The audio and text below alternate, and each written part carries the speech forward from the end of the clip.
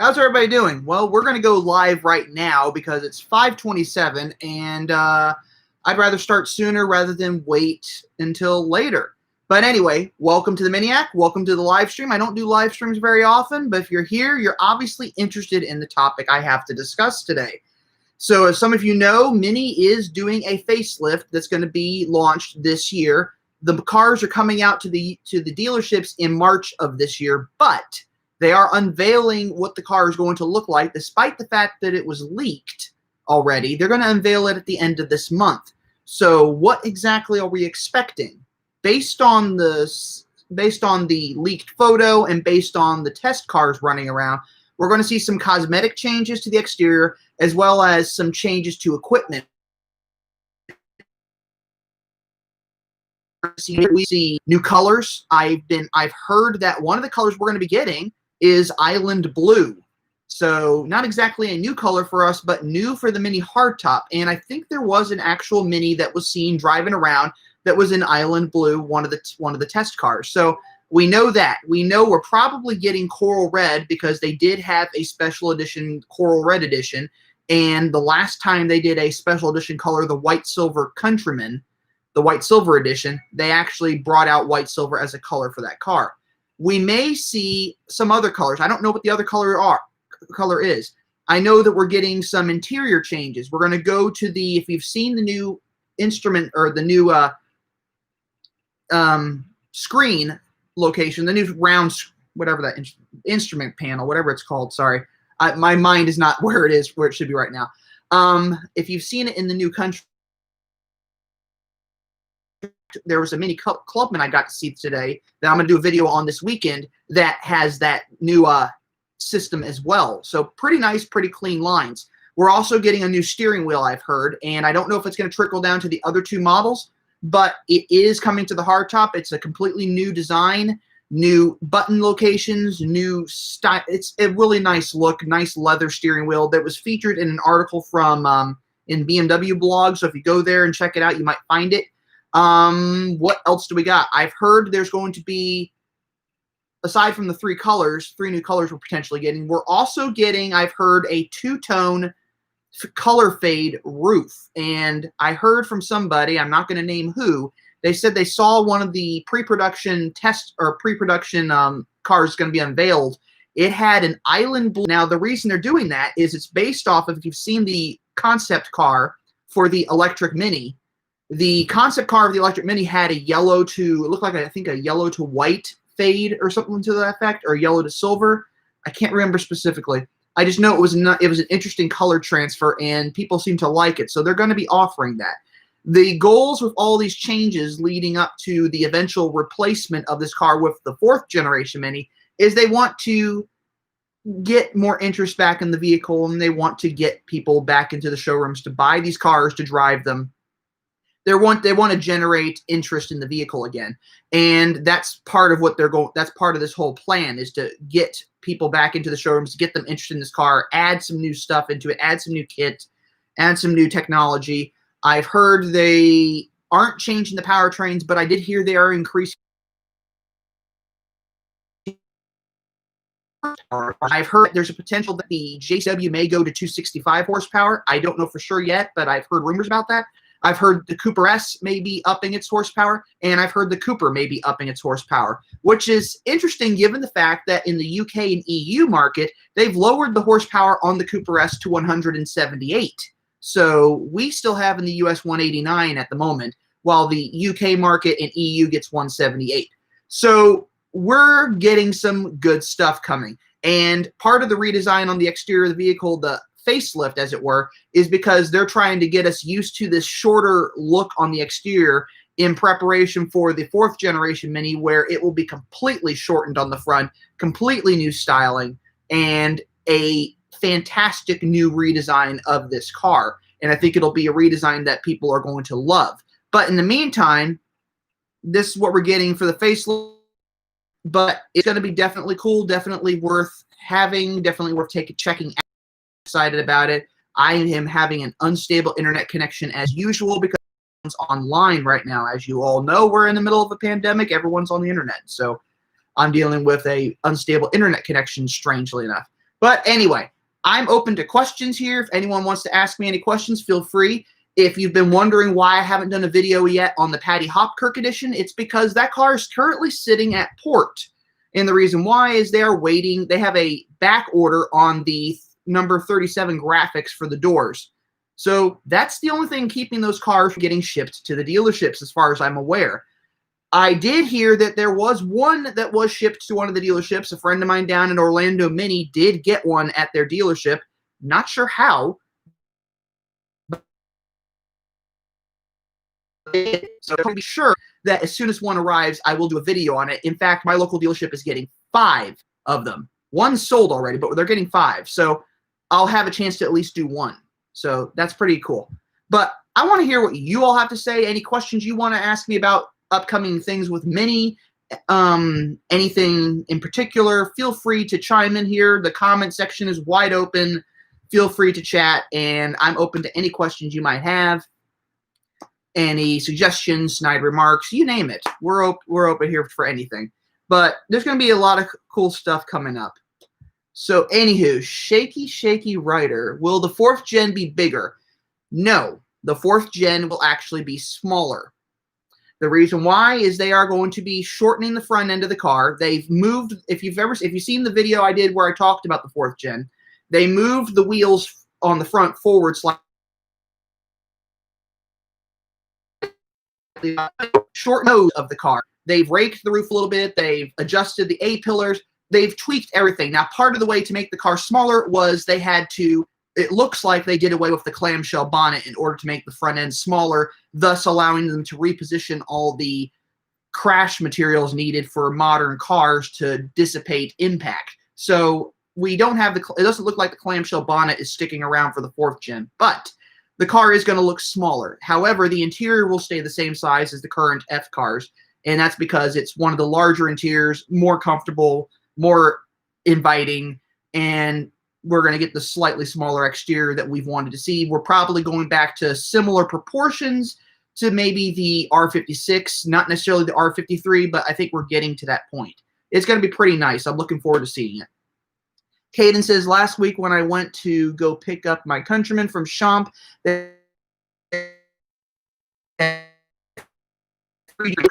true, actually, the GP3 does look really cool in person compared to the pictures that you see. The pictures don't really do the car justice. And I've driven one. I really think it's a cool car. I was a little not necessarily happy about the fact that they did an automatic, but the 8-speed automatic is actually a pretty good transmission. So if you're going to do an automatic, you might as well make it a 300 horsepower Mini Cooper. So pretty cool car. I'm surprised Champ still has 3 of them. Baron had at least 2 sitting in their showroom for quite a while, and then they finally sold both of them off. But good deal to see those. They're great cars.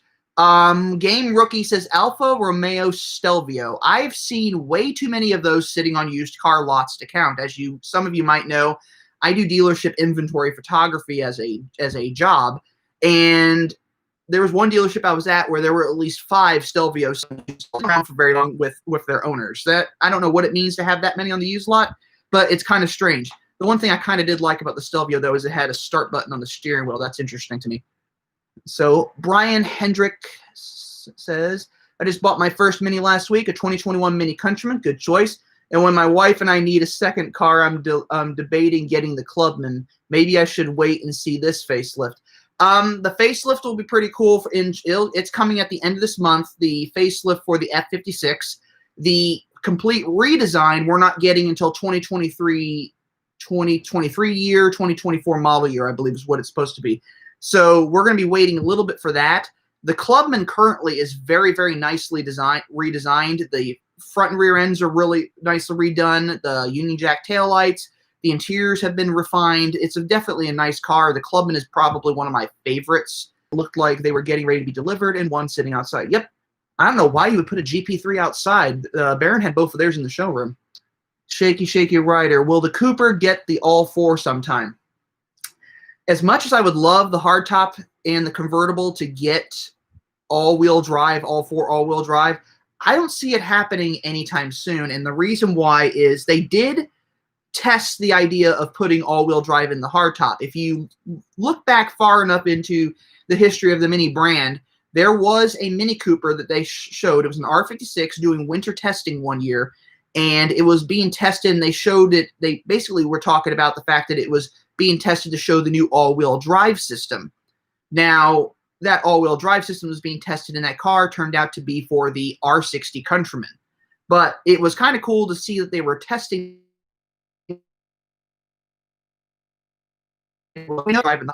Is there enough demand for the hardtop to necessitate putting all-wheel drive in it? If there's no demand for it, they're not going to do it.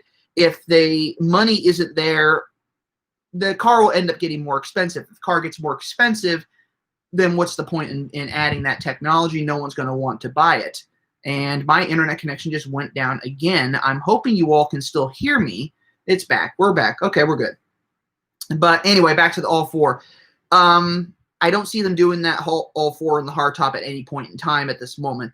But I think the reason is money cost. As you all know, the 3rd Gen Mini got more expensive, and it's because of design costs, because of production costs, because of all the stuff that people over the years said they wanted in these Mini Coopers.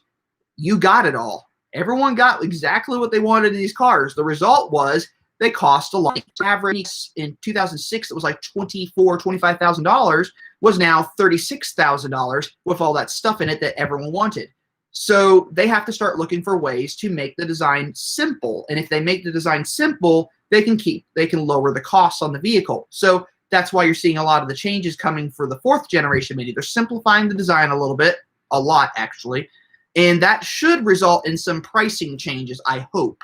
That being said, I'm still not going to be surprised if I see a $36,000 hardtop for the 4th gen. Let me see here. Sonic Liberation, dude, does the SE have dynamic dampening control as an option? I am not sure. I think it does. I was told that most of the Countrymans actually had dynamic damper control in them, but I don't know for sure if the Countryman SE Hybrid does. I'll have to look next time I'm at the Mini dealership because they have a.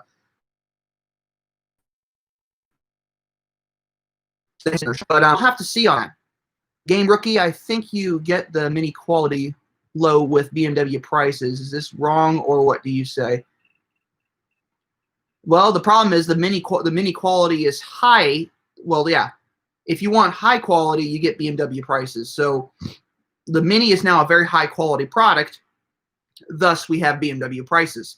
If the car were cheaper in quality, we'd have lower prices. I'm guessing here. I just really don't know for sure. But I think maybe building them domestically might lower the price. Who knows? I did hear there is a Mini coming down the road that will be built in the U.S., so maybe that'll be a less expensive one. I highly doubt it because it's supposed to be a crossover utility vehicle, but we shall see. The Husky 14, hey, I have heard that the old Mini S's are really unreliable. Is this true? And if Cooper S's, I did videos on both of these. 1st generation Cooper S's, R53s, the reliability of all of them is all about how well the previous owner took care of them if you're buying it used. If you're buying it new, take care of it yourself, and you shouldn't have any issues. But the R53s, the only issue places I could think of are strut tower mushrooming because you hit potholes. You want to get strut tower defenders. They're made by Craven Speed, and Outmotoring does sell them. And if I didn't mention this before, if you go to outmotoring.com and you use the code Miniac5, you'll get 5% off on your order. So take advantage of that if you want to. Definitely take advantage of that because it's good stuff. But I recommend if you're having an R53, get the Craven Speed strut tower defenders. They're one of the best ones you can get. And that will keep the strut towers from bulging up when you hit a pothole because, like most Americans, we're going to hit a pothole. Control arm bushings tend to be a failure point with those cars. They need to be replaced at some point. I've heard about the low speed resistor in the cooling fan. Supercharger needs to be serviced at 100,000 miles. Power steering fan can get damaged because of where it's located. The list goes on and on, but a lot of these things are kind of preventative. If you know when to look for them and when to fix them, you're not going to have any issues. Now, 2nd gen Minis, the N14 engine, everyone loves to talk about how bad the N14 engine is. Now, I had a decent N14 engine. The only reason why is cylinder 3 failed in that car when I bought it. it actually broke apart and pieces of it were in the oil pan. And we had taken the car I actually paid a friend to do this, to take the car completely apart and rebuild it. The result was this car was better than new, and the N14 was actually a rather fun little engine. It was a very squirrely little car. It actually drove it because of stuff that had been updated on it. It was just a fun little vehicle, but I kind of liked the N14. It was a little bit temperamental, but at the same time, it was very fun, very tunable, very quirky little motor. The N18 fixed all the issues that the N14 had, and I think it lost a little bit of the quirkiness when they did that. But it ended up being more reliable. So with Cooper S's, you really have to look for things. Oil blow-by tends to be an issue, especially with the intercoolers. Everyone swears by oil catch cans, but unless you're driving your car 80, 90 miles per hour, I don't necessarily see a reason for an oil catch can unless you're really one of those people who wants to monitor for that. I had an oil catch can in my car, and just to see if it would catch anything, and it barely caught anything. So it was never anything I had to really worry about, but I think it might have had to do with the age of the motor, that being that this engine was rebuilt. Of YouTubers that I've talked to out there who do a lot more work on first-gen minis and second-gen minis. As you all know, I typically focus on the newer cars. So I think one of them is called Project Mini. I think the Project Mini, something like that. I can't remember right now, and I feel horrible if I can't remember it. But he does a lot of R56 generation videos as well, and that might be someone you might want to chat with and see what he has to say about the second gens. I have an entire playlist on second gen minis if you want to check that out and get some ideas. I'm including an N14 buyer's guide in there, so plenty of information for you if you need it. Isaac Rivera, Mini of Ramsey, New Jersey, also had 3 GP3s. I hugged one. Unreal one was outside too on a display car stand. No weather protection. Yeah, I don't know why you would do that with the carbon fiber. Caden, Isaac Rivera, I was scared to touch one, but Champ didn't have any weather protection on the one outside too. Caden, my 2013 Countryman had been okay with reliability. The turbo went out, but it's also at like 93,000 miles, and recently there were some other problems. My 2014 JCW Clubman, my R55, when I traded that car in, it had 107,000 miles, and just within the last couple of years had started developing a wastegate rattle. So I knew it was going to need a new turbo at some point. At that point in time, it didn't need a new turbo. I traded the car in. The new owner, I think, is still driving it. He's upgraded the suspension on it, and he's having a lot of fun with it. So I think it depends on how well the car was driven. If the turbo was opened up and actually the car was driven like full throttle a handful of times, I don't think you're going to have a problem with the turbo. But some of them, people kind of babied it, and the turbo didn't have really a good chance to heat up. And I have less than 2020 Cooper S. I have to take it in for service already. Engine light is on. Says I need oil service and low tire pressure already. Kind of a bummer with less than 2,000 miles on it. That sounds like you might have an issue with your system if your car needs an oil change at 2,000 miles. Low pressure warning light for your tires, that should be a given to just check your tire pressure. But if you're going to be taken to the dealership, I'm sure they'll take care of that. I'm not sure why it needs oil service at 2,000 miles. That's an unusual thing. I would definitely recommend that you have your dealership look into that and figure out exactly why that's happening. There might be an oil issue. Maybe oil's leaking from somewhere, because that doesn't sound right to me. But get it checked out. Let me know what happens. Hopefully nothing serious. It might just be a minor incident. Who knows? Is the better way. What do you think? I don't know much, Game Rookie. I don't know much about the Toyota Yaris GR. And for those of you who don't know what GR means, I did some research. It means Gazoo Racing. So it's kind of like just their goofy kind of fun racing thing for their cars. But I kind of think it'd be fun to bring a Toyota Yaris GR over to the U.S. That would be something that I think Toyota would sell a lot of if they brought them over. But the Yaris was known as being a cheap economy car, and I think that's why it didn't sell too well in the U.S. And I don't think they still have the Yaris over here, do they? Correct me if I'm wrong. I think they replaced it with the Yaris IA or something like that, which was a sedan that was made by that was briefly under the name Scion. They still have it around. I don't think they do, but I think it'd be kind of cool to have a Toyota Yaris GR over here just to see what that would be like to drive. I imagine it'd be kind of fun. I've driven a N-line Hyundai Veloster just around a dealership lot. That was a pretty good car, but as I've told numerous people when they ask me, it lacks some of the quirkiness that the Mini has. The Mini is just a little bit more quirky, a little bit more interesting. The other cars, yes, they're cool, yes, they're fun, but they're kind of mainstream. And Mini is not a mainstream car. I mean, you can recognize a Mini like that. Toyota Yaris, you really can't recognize them that instantly. They're kind of a dime a dozen, and same thing goes with Hyundais. They all kind of look to blend together after a while. Happy New Year to you. And let's see, Colin Harvey, tire pressure warning is often triggered by... It's actually correct on that. I have noticed that I got into my car one day and my tire pressure warning light was on. It was warm the day before and then it was cold the next day, and all four of my tires had dropped by about 4 psi. So that was one of those interesting situations. That being said, I've also noticed that your tire pressure can go... Well, tires inflate when tires get more pressure in them when they heat up. So I've watched my tire pressures go up when they've been that low in cold weather. So it's kind of a interesting little situation there. GoPro Cam. I have a 2002 Mini R53. I put the Sprintec supercharger in it. Have you heard of that supercharger? Yes, I have heard of Sprintex. I've heard good things about it. I think you made a good choice there. And speaking of GoPro, since you mentioned your name is GoPro Cam, I bought this today. This is my new mod for my GoPro, so or an LCD screen for it. So I'll be upping my game for my videos on YouTube. So we're gonna have some nice new equipment here pretty soon. Let's see here. Sonic Liberation, I like the ride with the softer tires, lower pressure. You ever thought of maybe getting a softer tire then? Not sure what tire compound would be softer in cold weather right now.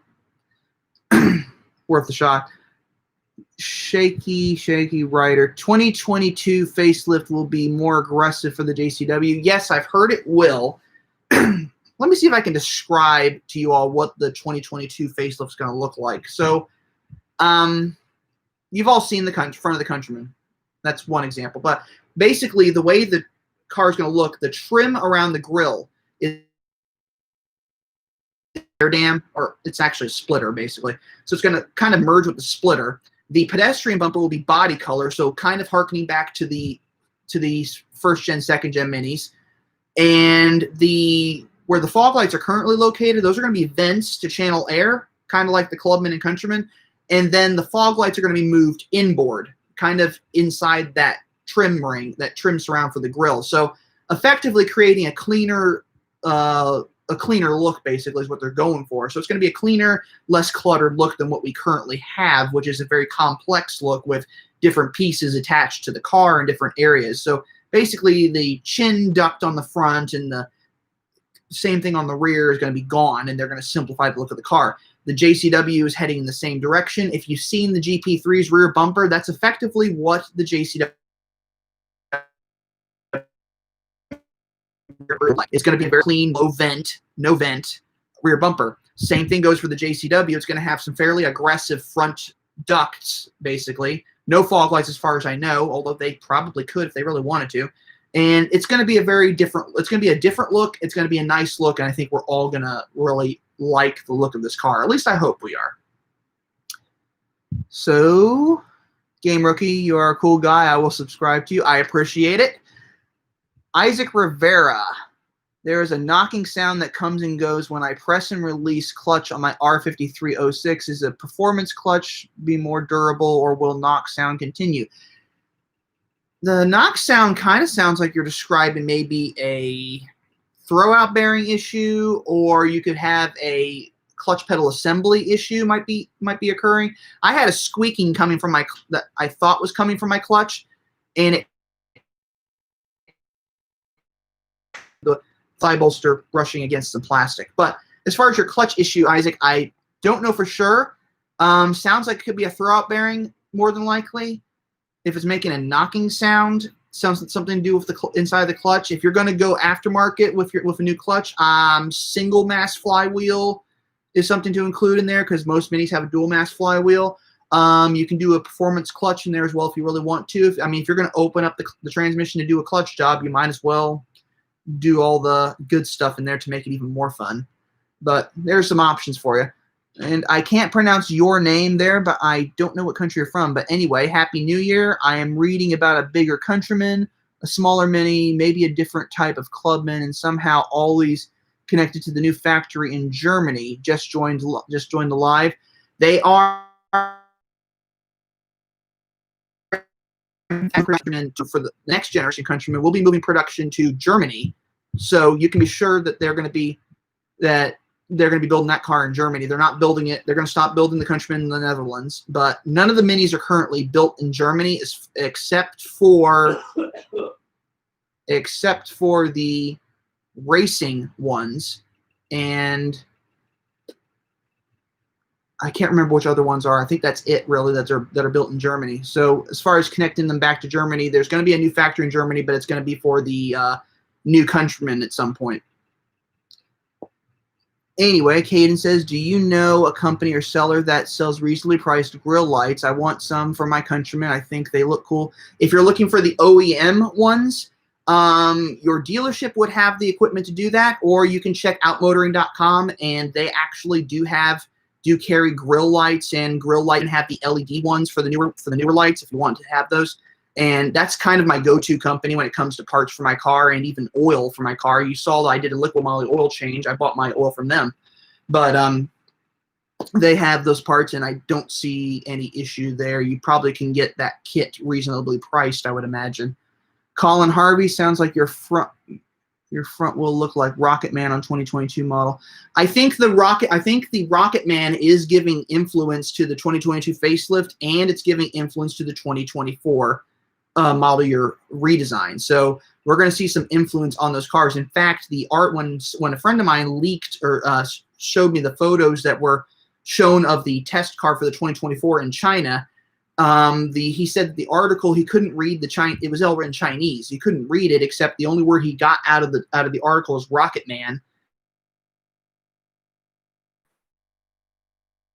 It was called the man, but it could be being inspired by the Rocket Man concept. So pretty cool. GoPro Cam, the knock sound could just be too quick. Okay, that's true. Quick of a release of the clutch. That's a possibility.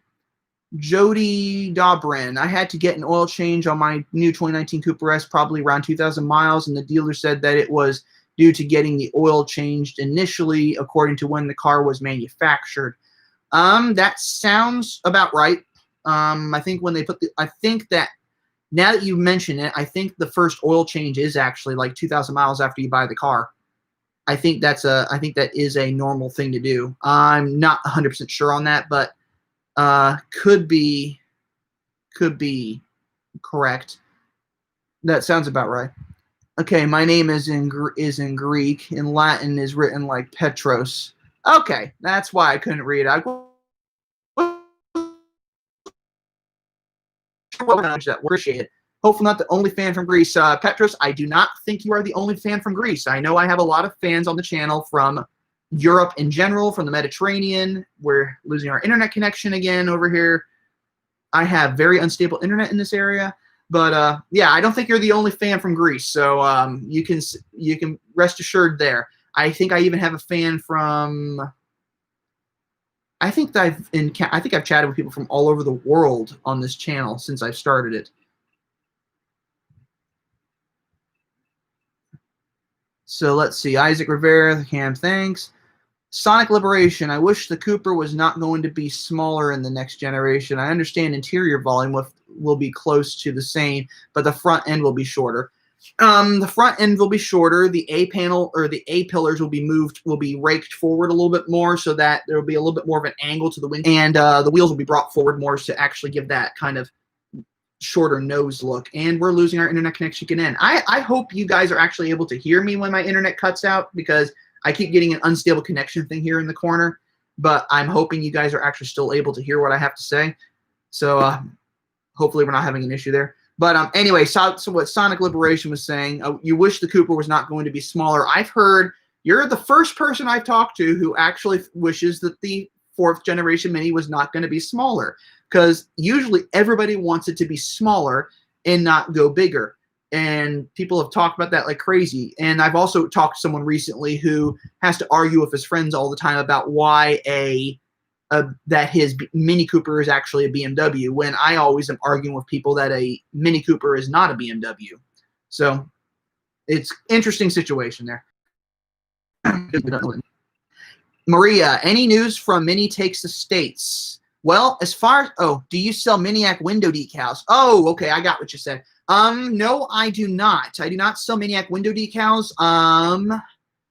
What company can I recommend that might have them? If you go to motoringstripes.com, and Todd might actually have some on his website. I'm not 100% certain, but pardon me, if that's something that might be cool that you might actually want, I might be able to start making those. Window decals, though, if you're referring to like the Miniac, pardon me, if you're referring to the Miniac or just Miniac, I could look into that, see what we could do. If you go to motoringstripes.com, I actually have grill badges and stickers on that website for the channel with the logo. Oh, motoringstripes.com, and I'll type it in right here. Go to motoringstripes.com. Yeah, I spelled that right. Go to motoringstripes.com. He has grill badges with my logo on it, and he has stickers as well. And I get a little bit of a piece of that sale, so it helps my channel as well.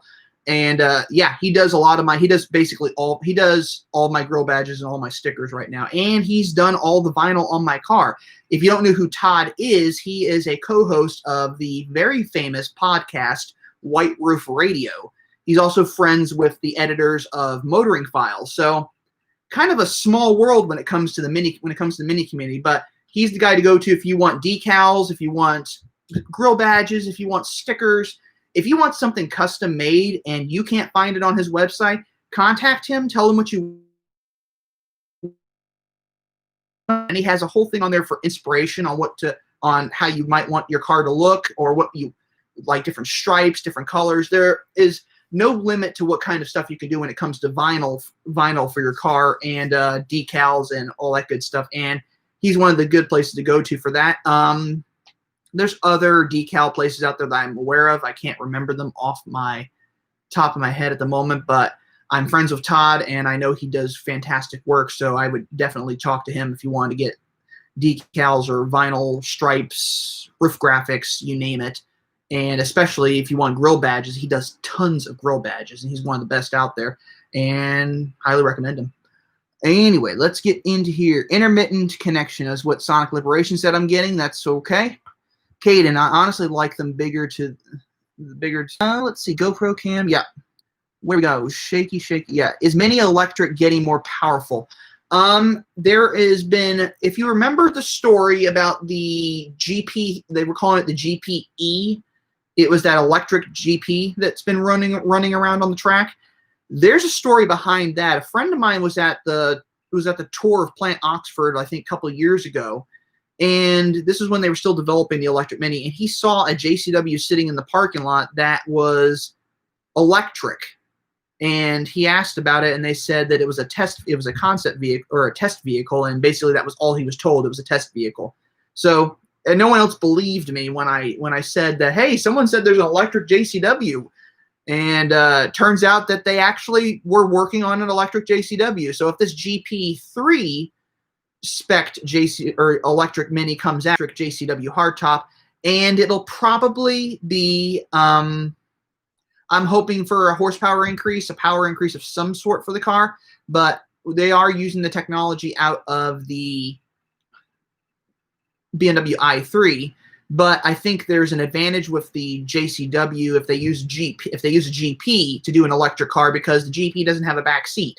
So they potentially would have more room to do an electric car with more batteries, because they'd be able to squeeze more in since they're not using a back seat in that car. So we'll see what happens. That could be interesting.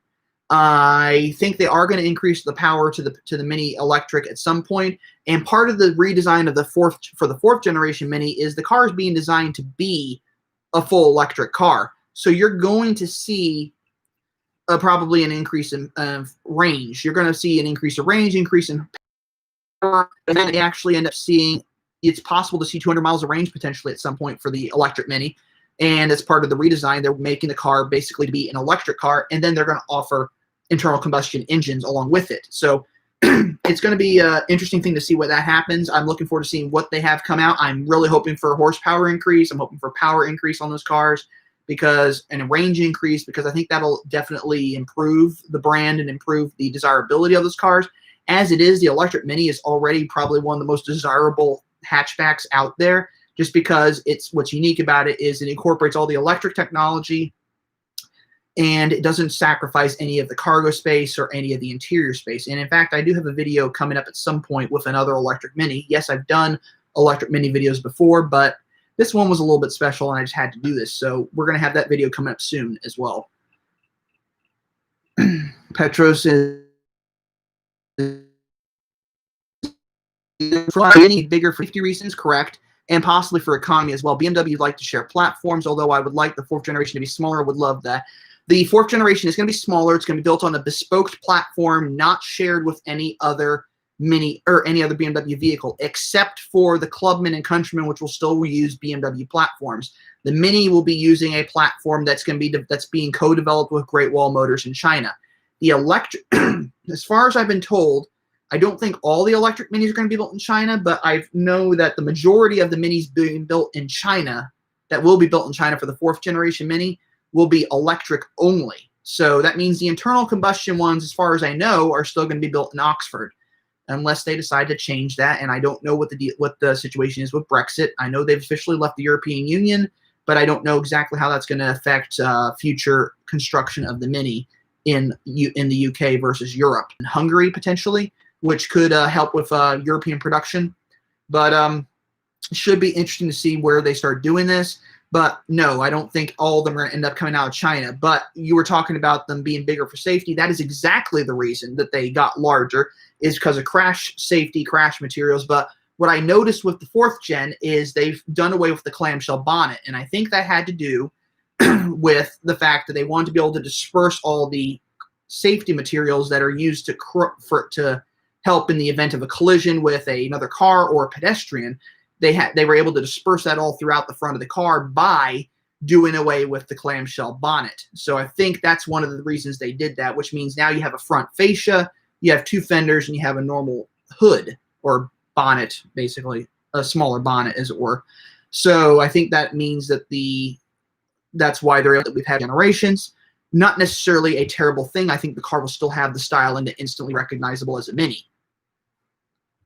Isaac Rivera, thanks for your time. I really enjoy all your findings. Have a great year. You have a great year as well, Isaac. J Master Gaming, I wonder whether the Mini G56 will still offer the B38, B48.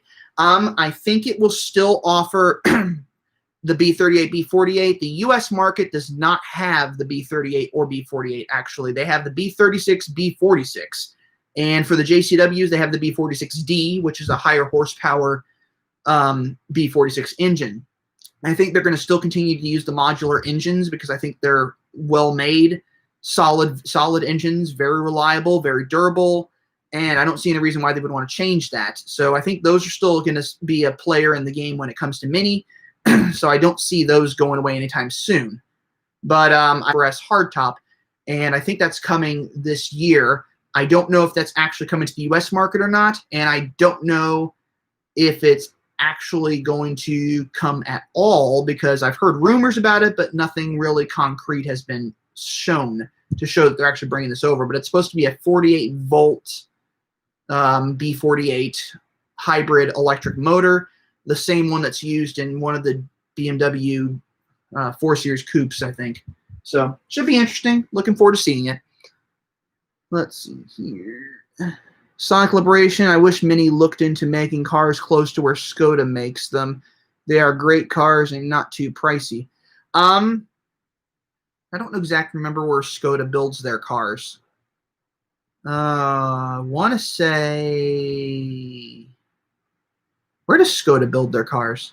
I want to say it's in Northern Europe somewhere, but I don't think so. But they are great cars and not too pricey. Yeah, I think the reason why Skoda is able to make their cars not so pricey is because they're owned by BMW. I'm sorry, not BMW. Wow, Floridian slip there. They're not. They're owned by Volkswagen. Volkswagen owns a lot of different brands. Skoda is a brand that's not sold in multiple markets. It's sold in.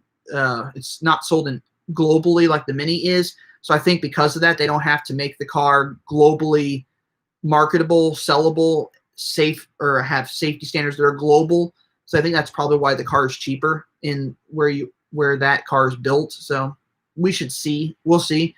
It'd be kind of nice if they actually did make the cars a little bit less expensive, but we want them less expensive, but not necessarily. Yeah. Okay. They're Czech Republic made. That's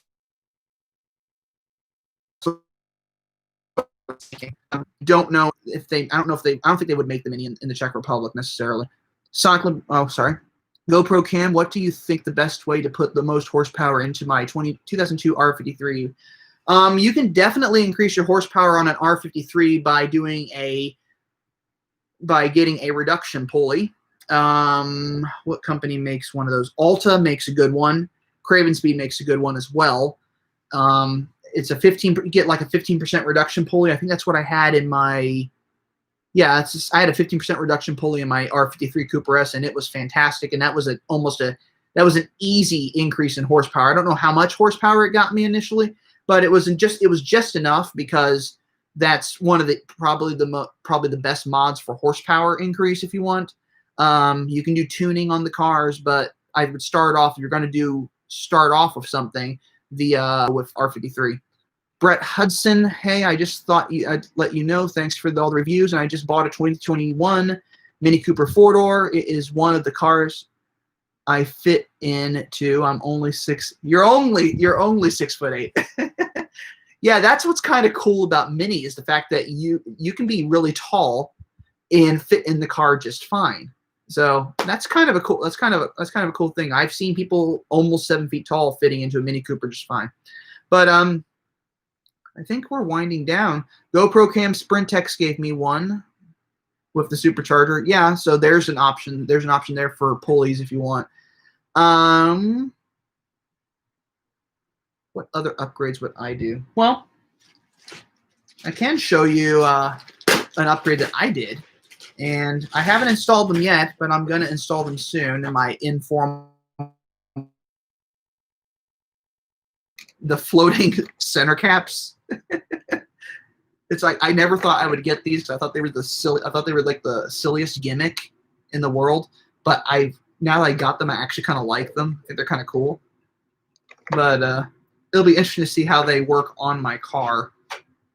But kind of a fun little thing. I have other plans coming for the Mini. You'll be surprised what comes along in the coming months and years with that car. I'm probably going to have that car until it falls apart, more than likely. GoPro Cam pushing 200 instead of the 140. Not 140. The R53 first gen pre-LCI 163 horsepower, I believe, and post LCI was 168. I want to say because they used the Teflon coated impellers kicks, and the Teflon coated impellers were the ones that were normally in the JCW package or JCW tuning kits for those cars. Petros, the 2015 Clubman concept car, had a big circle multimedia screen. Is it possible to see bigger screens in the Minis from now on? They are really small for the 2021 standards. The 6.5-inch screen and 8.8-inch screen are the two standard screens currently available in the Minis. They are both touchscreen, and you can get them both with navigation now as an option. You could always get the 8.8-inch with navigation, but now you can get a 6.5-inch navigation. As far as a full circular screen, I think they're heading in that direction. And if you've seen the interior of the 2021 Clubman, 2021 Countryman, and the future 2022 hardtop that's coming out that's being unveiled later this year, they've gone to, like I said, a flat circle. Because I'm trying to show us what they're going to be heading to, which will probably be a circular media screen that we're going to see in the next generation, which would be kind of cool. I'm kind of excited about that. It'd be kind of neat thing to see exactly what they do there. But yeah, that's where they're probably heading. They might actually head to a round screen like they had in the Clubman concept.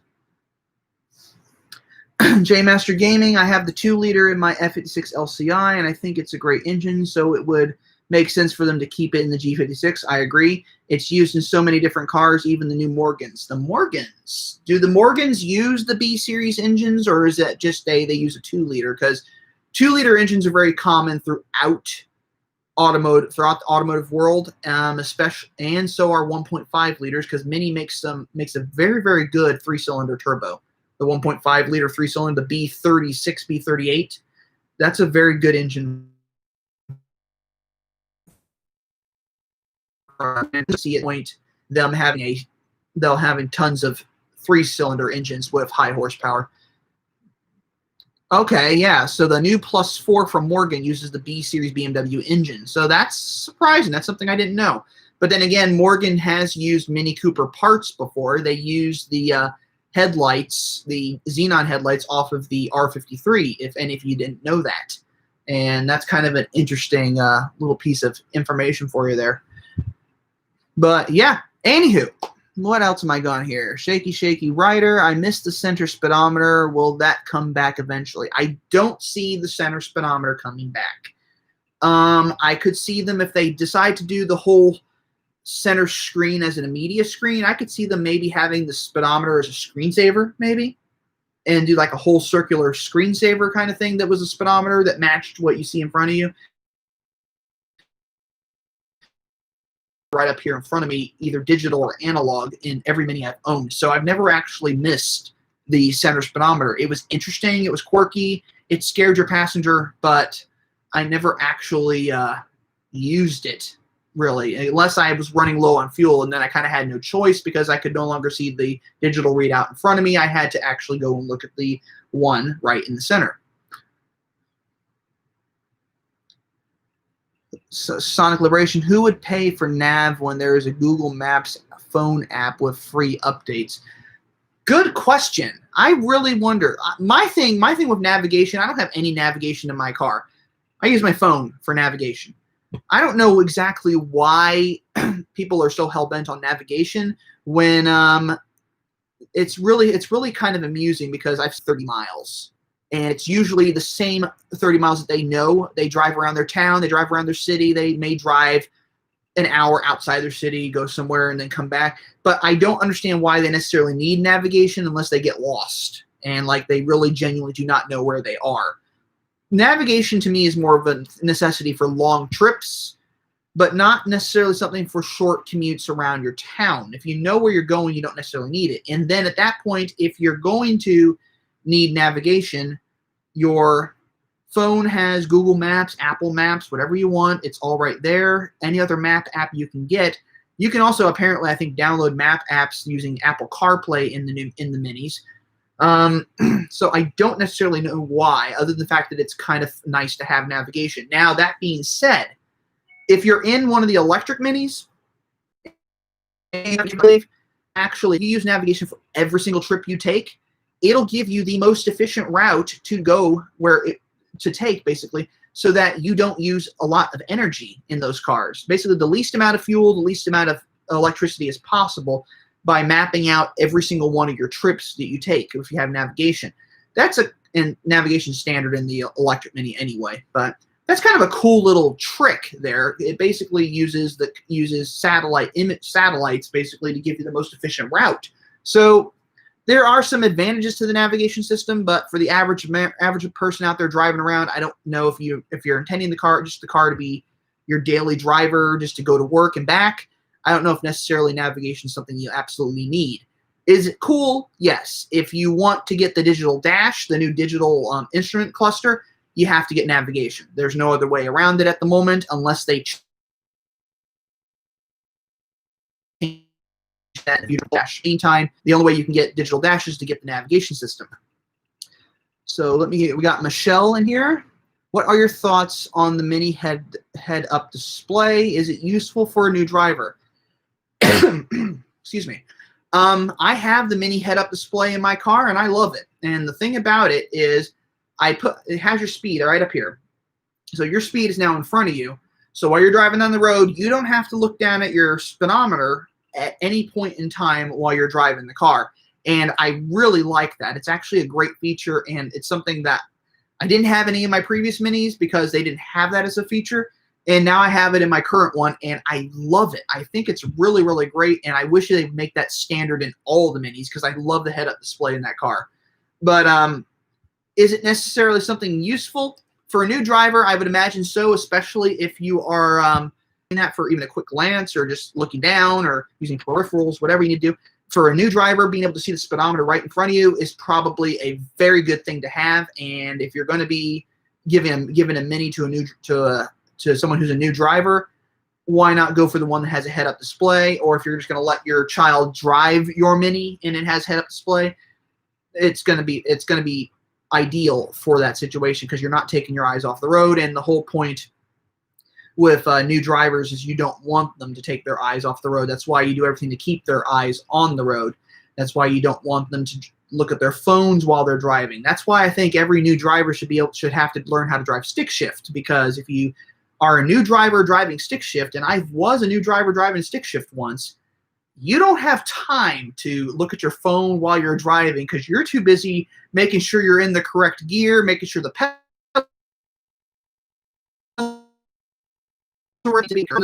you're busy driving the car to pay attention to anything else. So I would say head-up display definitely something would be useful. Manual transmission definitely if you're a new driver and you want to be as careful as possible. But yeah, as far as the head-up display goes, definitely a useful thing to have.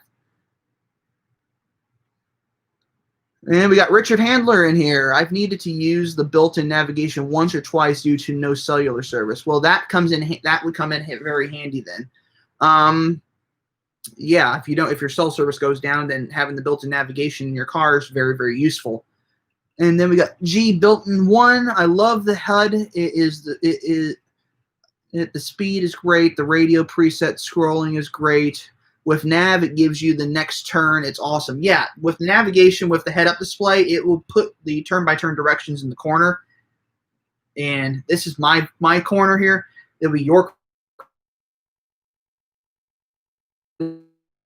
basically the corner of the screen so that it gives you the turn-by-turn directions. Another cool thing that most of the navigation cars have, if you have it set up, is it will use the LED ring around the media screen and give you a countdown as you're nearing your corner, which is something a friend of mine told me about the other day that I was like, that is really cool. But yeah, it will do all sorts of cool stuff. But yeah, it's definitely neat to have all that stuff, the presets and phone numbers, scrolling through that.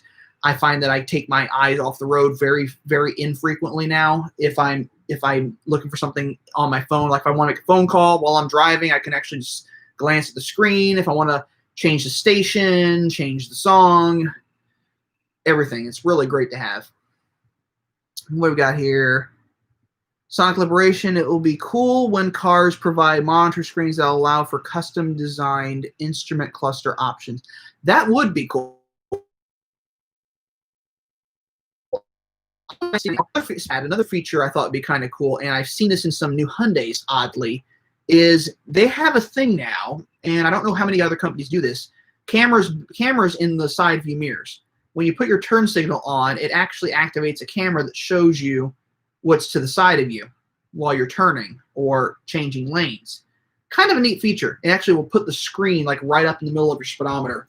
Now, I don't know what other companies are going to do that, but I thought that was kind of a neat random thing there, random piece of information that I found that I thought was kind of cool. But yeah, it would be interesting if they provide the monitor screens that allow for custom designed instrument cluster options. So basically you can pick, they set it up so it's basically blank screen, and you can pick exactly what information you want in your screen. So you want your speedometer right here in the center, you want your tach over here, you want your fuel gauge right here, or you want a gigantic speedometer over here. There'll be plenty of places you can do that. I imagine they might do that at some point. It might drag and drop. That'd be kind of funny. It's like, I'm gonna tap my speedometer and drag it over here to the center screen. There we go. Now I have my speedometer right in the center where I want it, and I just have the tach up here. So that could be something they might do in the future. You never know. With Mini, there's with Mini the possibilities are endless. All it really is a matter of is technology and demand, I guess. If there's a demand for that, they might do it. If there isn't a demand for it, they may just do it anyway because they think it's cool. But I don't know. I saw a Hyundai Elantra the other day that had a digital dash, and the cool thing was it wasn't dials for a tach and a speedometer. It was like three-dimensional cubes that had the numbers counting down inside of them. So like when you accelerated, the numbers counted up and then down. It was the thing I'd ever seen, but I was like, that's kind of an interesting thing to see, as opposed to a traditional dial speedometer, dial tach, or a just a regular digital readout. Something that's kind of unique. And I think Mini could have a lot of fun with making digital, if they went completely digital with their dash and their center display. It'd be cool if they could actually make it customizable and change everything. Or even we could have like if any of you have a MacBook Pro with the little toolbar at the top, imagine if Mini did that with their dashboard or something. Like you could click and drag something right over to where you want. It's like, I want to have my radio stations down here, or I want to have my phone book over here. Let me get my tire pressure right here, and just slide everything down into wherever you want it. And you can just like tap the dashboard basically, and get everything you need. Kind of a crazy stuff. It's kind of just interesting stuff to think about. Michelle,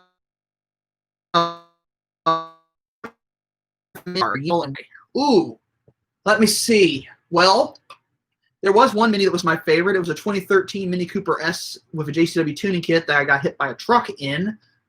I liked that car. I have so many favorites. That was one of my favorites. My other favorite was a 2008 Mini Cooper S Cooper S with JCW tuning kit, the one I had rebuilt. That was a fun car. The JCW Clubman I had was a fantastic car as well. But I have to say, if you want to go by favorite car thus far, I have to say, honestly, my F56 Cooper S with JCW tuning kit is probably the best, or probably like my favorite thus far, probably one of the best ones. And I think it's just because it's incredibly reliable, and I don't feel like I have to worry about everything with the car because I know the engine was well built and I know it's been designed right. And I just really like it. I know the car kind of feels a little disconnected when you're driving it. But speaking of disconnected, my connection is unstable again. But I actually don't notice the disconnectedness of driving those cars. So I don't know. I think it's actually a very, very great vehicle. Now that being said, you're driving a Cooper. If you're driving a Cooper, go drive a Cooper S. It drives very different than a Cooper. Go drive a JCW. It drives even more different than a Cooper. Go drive a GP car, and that thing is complete. That is just nuts. The GP3 is just nuts when you compare it to the other cars. It is a bespoke suspension. It's tuned for cornering. It's tuned for racing. There's everything it can do that the JCW and Cooper S can't, which is kind of cool. If you want to go for the F54 Clubman, let's see, Sonic Liberation. My favorite is the one I drive. That's a better answer. I should have just used that. My favorite Mini is the one I drive because I only have one. I had two at one point, and I thought that was too many. So I have one. But yeah, the favorite Mini should be the one you drive. Richard Handler, same as you, F56S with JCW tuning kit. Yep, the S with the JCW tuning kit, and mine is one step further. I got an S with a JCW tuning kit, but it was a Cooper S, it was 2017 Cooper S that also had the JCW appearance package. So you can't get that anymore. So effectively, I got myself a Cooper S that looks like a JCW, has the tuning kit.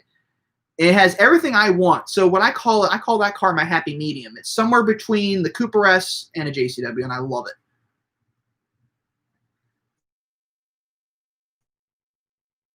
Incredibly picky when it comes to an R53. If I was going to buy another one, it would have to be manual, obviously. It would have to have xenon headlights and not necessarily have the chrono pack, but if it did, I'd love it. And it would also have to have a limited slip differential because my first R53 had a mechanical limited slip differential. Those are impossible to find. They're very hard to find, in fact. But if you find one, definitely get it. Free to chill. Can you still get the GP3? Richard Handler says in New York the local dealers have a few. If you look online for the GP3, you'll find them. Someone just said in there that Champ Mini has 3 of them. Now, what you want to do though is you want to make sure they're not going to price gouge you. I heard in California they were charging $20,000 above MSRP at one point, and that's why a friend of mine out in California ended up buying his RP, and he got exactly what he wanted. But careful what they're charging for them out there. You might be able to find one used, and I think there was even one on Bring a Trailer at one point that went for, I think, about MSRP or slightly below. Maria thinks, YT Juice World, is 19 things still going to be a thing? Is 19 things still going to be a thing? Not sure what you mean by that. Let me get back to another comment. Someone asked me about Mini Takes States up here, and I got sidetracked. But someone asked me, is Mini Take... Yeah, here it is. And Maria asked me, any news from Mini Take States? Maria, I haven't heard anything about Mini Take States. As far as I know, they're still planning for to do the Mini Take States this summer, which, if you ask me, I think it might be State. As much as I would love to go and meet some of my subscribers out there and just have fun, I don't think I'm going to do Mini Take States this year because I don't think it's necessarily safe enough to go out there and be in large crowds of people at the moment. I tend to be in a very small bubble of people that I'm around, family and a few close friends, and that's about it. I don't know if I want to risk that right now in the middle of a pandemic, even if we start coming out of it before Mini Takes States. I just think the risk is too great.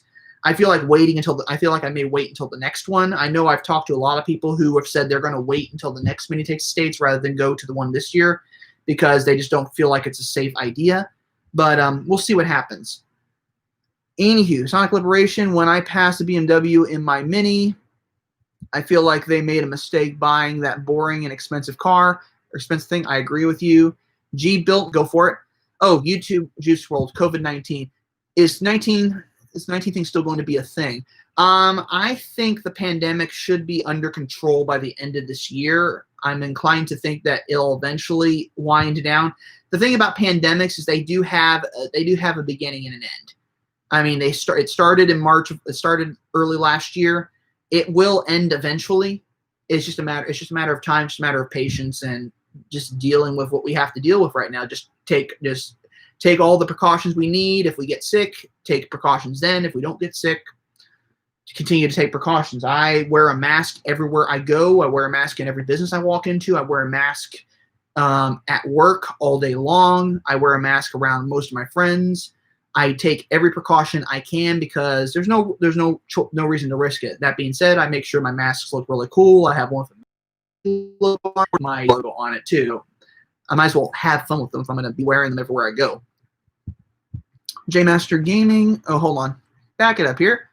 Richard Handler. Keeler Mini has 2. Mini of Westchester has 1. And I think Prestige Mini has 1. There we go. So there's GP3s all over the place. Free to Chill. Were you disappointed GP3 didn't have manual option, or is it too powerful for that type of transmission like Mini said? I think Mini is full. I'm not going to say Mini is full of crap when they say that the 300 horsepower can't handle the manual transmission. I think it was a matter that BMW built the engine, put it with an automatic transmission, and if Mini wanted that engine for their GP3, they had to have it with an automatic. I think that's one theory, but I think the manual would have made it even more fun, but it would have been a menacing little car for front-wheel drive. It has a mechanical lift. The automatic is when that thing shifted, it felt like it was slamming. It literally felt like it was slamming gears.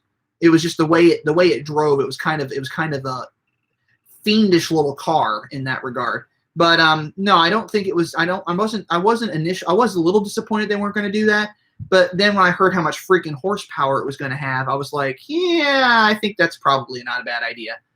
But yeah, I don't. As much as I would love to see them with a manual, I understand why they did it with an automatic. That being said, I know people out there with 300 horsepower minis with manual transmissions. So I think it was a numbers. I think it might have also been a numbers game. Let me see. I've got to go now. Thank you very much for the live stream. Wishing you and the channel all the best in 2021. Thank you, J Master Gaming. I hope you come back. YT pandemic 22. I don't know if it'll be around in 2022. I really hope it's not. But we'll see what happens in 2022. Sonic Liberation, that is where I got the Mini, Richard. Keeler Mini. GoPro Cam, you are a state away from me. Laugh out loud. I'm in Colorado. What a coincidence. I've been to Colorado. That's where Mini Takes the Stage 2018 was. Went up to Keystone. And that was a lot of fun. My brother and sister-in-law actually got married up in Estes Park in Colorado. My dad does a lot of business out in Colorado, so I love that state. So it's kind of cool. I'm going to have to go back there at some point and visit that state because I like it, especially driving around in the mountains. YouTube Juice World, yes, okay, thanks so much. Michelle, is there any reason why minis are more expensive in California than other states, or are they just a bunch of sleazeballs? They're just a bunch of sleazeballs. And minis are very popular in California. Thus, they charge more money for them, which I think is stupid. I think if you're going to charge money for the car, charge MSRP. And if the car's been sitting there for a while at some of these dealerships, lower the price, offer them a discount, because I don't think price gouging is the way to go with a lot of these cars. And it artificially inflates the price of the car, which means that when they go to trade the car and it's not worth nearly what they bought it for. So you buy that car, that's a $40,000 car you buy for $60,000, and you go to trade it in a year, that car should be $40,000, or not year, 2 years. That car should be $40,000 now. No, they're going to say, well, it's only like $20,000, even though you paid $60,000 for it 2 years prior. But that's because they artificially inflated the price for no reason other than to make as much money as possible off of a popular car. Anyway, because a lot of people are going to pay that money regardless to buy that car because they want it. And if companies know you want something, they'll make you pay for it, basically. Ben Milton, or Million, will the 2022 refresh be available in the UK from March or US only? The 2022 refresh will be in the UK as the 2021 model year car. Since the US market runs differently with our model years, the UK will be getting it as a 2021, whereas we get it as a 2022. Your current model year 2020 cars were the 2021 model year for us in the US. So you're going to get those. You're getting the exact same cars that we're getting, and they're going to be 2021 model year for you guys. Do I like Mr. Bean's Mini? I'd be a horrible Miniac if I didn't like Mr. Bean's Mini. I think that's a fun and that's awesome. Maybe we can get up someday. I'm sure we will. You can definitely spot my car a mile away. I know most people have. Sonic Liberation. I wonder why my connection is unstable. Okay. Sonic Liberation. I wonder what the 2022 Cooper's rear end will look like. I have not seen revealing spy shots of the rear end yet. I imagine it's going to look very similar to what it currently looks like, but it's going to have a different rear bumper on most of them. So I imagine there's going to be some minor changes to the rear of the cars. The real cigar, Jeff. I hope they fix the vampire battery drain issue. I haven't heard about a vampire battery drain issue, but I'll have to talk to someone about that at some point and see what's going on there. Chris Belgrade, your channel is great, but fix your internet. Yes, I agree, Chris. My channel is great. I need to fix the internet. But I have fiber optic internet. It's winter around here, and apparently fiber there's an internet with the internet. That being said, I've had internet connection issues even before that, but it's AT&T. What do you expect? Maybe I need to switch to a different internet provider, or I could just hook it up to my phone and go Bluetooth and go Wi-Fi connectivity. And tell this person I'm live streaming. My mom. Anyway, Richard Handler, going back to the GP3, I would love to purchase one, but two things. The roads in southern Westchester, New York are horrible, and the fourth gens are around the corner. True. And even if they're horrible, just get some all-season tires, unless you're concerned about the spats, the carbon fiber spats getting damaged, in which case, yeah, it's kind of unavoidable. So, Free to Chill. Is The Italian Job one of your favorite movies, considering how many minis they drive in that film? I own both Italian Job movies. which is the best by far. And I have the modern one, which is, it's not bad, but it's not as good as the first one. So, Michelle, when you buy your Mini, what are some things you actively look out for? Common problems.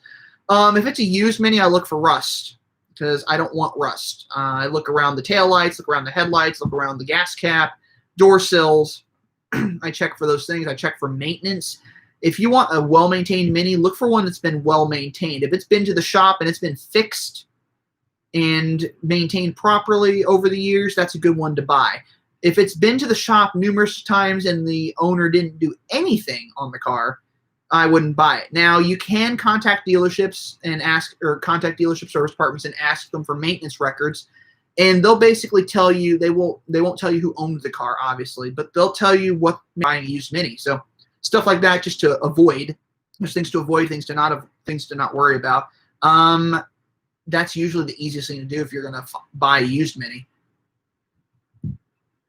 Let's see. Common problems, though, Michelle. Usually for the second-gen Minis, it's timing chain. That seems to be the big thing. Timing chain, I want to say timing chain, water pump, fuel pump.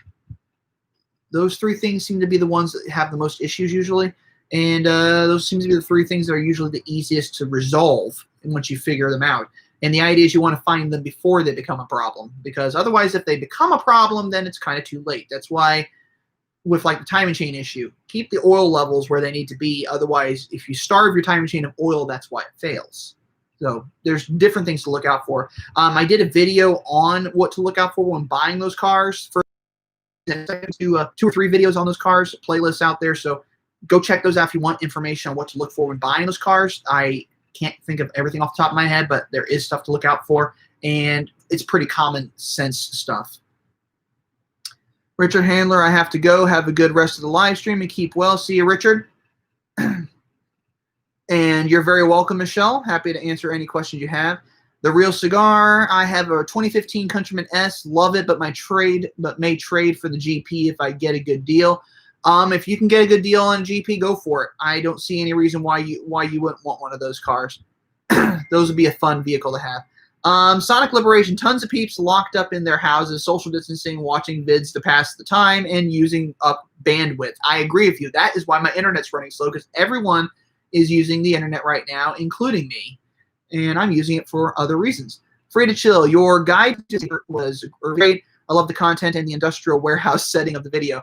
Yeah, the industrial warehouse setting of the video is courtesy of my green screen, so I can't take credit for the industrial setting, although I thought it seemed appropriate given the kind of content I was doing for that video. So I'm glad you enjoyed it. I haven't used that green screen in a long time. I really should bring that sucker back out again, but my office is currently full of car parts because I offered to store some parts for some people, including myself. So I have a set of wheels in there for an R56. I have bunch of extra parts for R56s, and I have a couple of parts for F56s sitting in there. So it's taken up a lot of space. But anyway, we are 1 hour and 17 minutes into this. I got 29 people watching this, and I think at the highest I had like 47 people watching this live stream. So that's probably one of the highest numbers of people I've ever had in a live stream. But I think it is dinner. My cat is waiting for me. He's looking at me at the door. And I'm going to let you all go. We were keeping this casual today, so I'm actually sitting on my bed here. Got this nice framed view. But I appreciate you all coming to watch. I hope you enjoyed it. If you had any other information or any other questions, feel free to comment in the video down below. Go check out my playlists on everything else that I could possibly offer to you out there. New video coming up Friday. I think it's one you all are going to love. And as always, before I let you go, I'm going to remind you that life is too short to drive a boring car, so drive a Mini. I'll see you all in the next video, and look for a live stream coming up at some point down the road. You never know when I post one of these because I just do them for fun. But see you all later. Have a good evening, have a good morning, have a good afternoon, wherever you are around the world, and stay safe out there.